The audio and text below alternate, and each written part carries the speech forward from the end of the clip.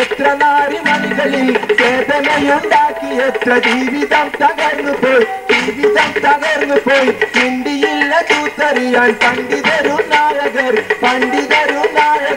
ഓർത്തുകൊള്ളുക ഫലം വിപത്ത് നിങ്ങളേക്കണം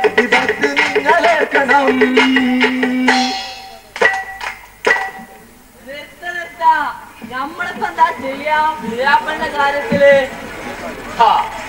ശരിയാട്ടോ ഇവന് വിവരല്ലെങ്കിലും അവൻ പറഞ്ഞതിലുണ്ട് കാര്യം. അതായത് നമ്മള് കല്യാണം കളവാണെന്നൊക്കെ പറഞ്ഞിട്ട് നാട്ടുകാരെയും കുട്ടികളെയും ഒക്കെ വിളിച്ചു വരുത്തി ആ നേരം പുയാപ്പിളല്ലാന്ന് പറഞ്ഞാൽ മാനക്കേടല്ലേ. അതുകൊണ്ട് അടിയന്തരായിട്ട് ഈ നിമിഷം തന്നെ ഒരു പുതിയാപ്പിളിനെ കിട്ടണം. അതിനിപ്പോ എവിടുന്നെങ്കിലും ഒരു ചെറുക്കനെ കൊണ്ടുപോകാണ്ട് കൈ ഒഴിപ്പിച്ചാ പോരല്ലോ.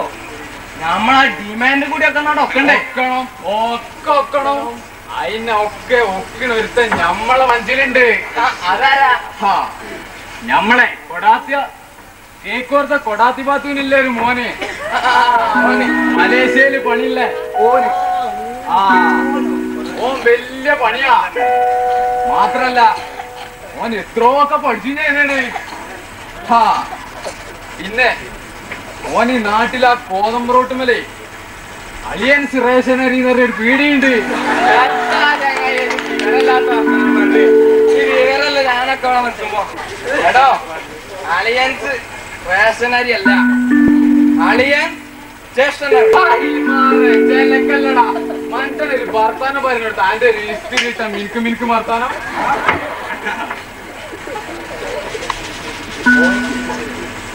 അല്ല ഇല്ലേ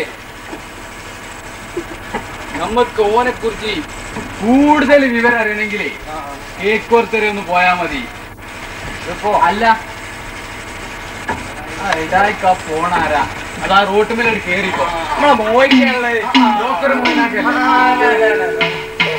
മൂപ്പരെ വിളിച്ച് അന്വേഷിച്ചാലേ സംഗതി ഒക്കെ കിട്ടും.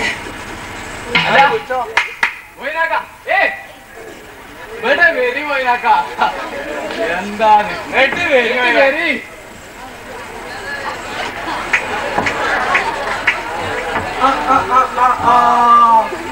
എന്താ ഇവിടെ എല്ലാരും ഉണ്ടല്ലോ. ഇന്റെ മോയിനാക്കേ ആ കഥ ഒന്നും പറയണ്ട. എന്റെ മക്കളെ നമ്മള് വലിയൊരു അഗ്നിയിലപ്പ വെട്ട്. എന്തൊക്കെയില്ല മക്കളെ തുണിയേറും. അതെ ഞങ്ങള് കല്യാണം കളവാണെന്നൊക്കെ പറഞ്ഞാട്ടെ നാട്ടുകാരെയും പെണ്ണുങ്ങളെയും വള്ളയുള്ള പെണ്ണുങ്ങളെയും ഒക്കെ കല്യാണത്തിന് വിളിച്ച് കല്യാണമായപ്പോ പുതിയാപ്പളയും കൂട്ടരും ഒക്കെ പണ്ടും പണവും പറഞ്ഞിട്ടേ വെച്ച് അങ്ങോട്ട് പോയി. ഇപ്പൊ നിലവാരം കൂടിയല്ലോ പുതിയാപ്പളെ. നിങ്ങൾക്കിപ്പോ അടിയന്തരായിട്ടൊരു പുതിയാപ്പളിനെ കിട്ടലല്ലേ ആവശ്യം? അതിനിപ്പോ പല ജാതി നമ്മളെ കയ്യിലുണ്ട്. ഏത് രാജ്യങ്ങൾക്ക് വേണ്ടിയാൽ പല ജാതി നമ്മളെ കയ്യിലുണ്ട്. 50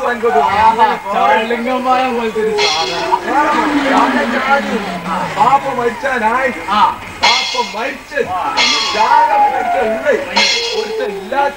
പല ജാതി നമ്മളെടുത്ത്. ഇത് മോയിനാക്ക നമ്മള് ചോദിച്ചത് അതല്ല. നമ്മളെ കേക്കോർത്തെ കൊടാത്തി പാത്തൂനില്ലേ ഒരു മോനെ മലേഷ്യയില് പണിയില്ലേ ഓനെ പറ്റിയൊരു അഭിപ്രായല്ലേ നമ്മള് ചോദിച്ചത്. ഓനെങ്ങനെ നമ്മളെ കുട്ടിക്ക് പറ്റുമോ? കൊടാത്തി പാത്തുന്നതിന്റെ മകനോ? ഓനെ പറ്റിപ്പോ ഞാൻ പറയില്ല. ഓൻ ഇവിടെ ഇടോന്നുണ്ടാവും. നിങ്ങൾ ഓനെ ചോദിച്ചാൽ അതിപ്പോ ഏതായാലും നമുക്ക് നടക്കൂല.